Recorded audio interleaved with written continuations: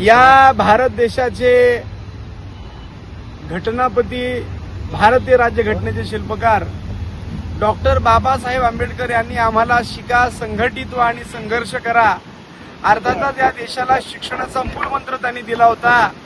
परंतु या सरकारनं ही शिक्षणाची व्यवस्था पायदुळी तुडवण्याचा प्रयत्न चालवलेला आहे. एकीकडे विद्यार्थ्यांचं स्वप्न तर चक्काचूर झालेलंच आहे, यानंतर आता शिक्षकांचं देखील स्वप्न चक्काचूर करण्याचं काम हे सरकार करत आहे.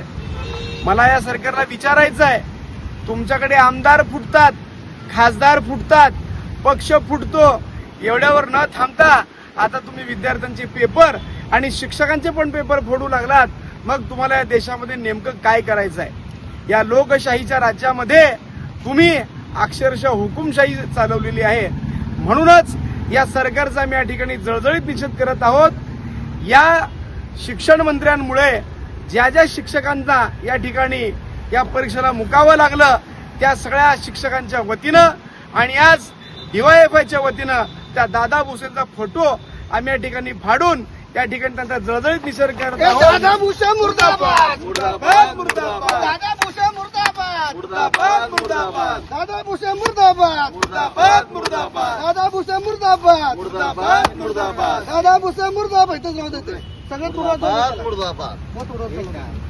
देशातल्या नीट पेपर फुटीनंतर ज्या पेपरनी डॉक्टरांचं स्वप्न होण्याचं भंग केलं, त्यानंतर महाराष्ट्रामध्ये शिक्षक पात्रता परीक्षा TET हा सुद्धा पेपर असल्या दुसऱ्या दिवशी असताना 27 तारखेला पेपर फुटतो आणि महाराष्ट्रातल्या शिक्षकांचं स्वप्न उद्ध्वस्त करण्याचं काम इथली व्यवस्था करते. त्याच्यामुळे DYFI महाराष्ट्राने आज आणि काल 1 आणि 2 तारखेला संपूर्ण महाराष्ट्रभर डॉक्टर दादा भुसे यांनी तात्काळ राजीनामा जबाबदारी घेऊन राजीनामा द्यावा या मागणीसाठी सर्वत्र निदर्शन निवेदन देत आहेत.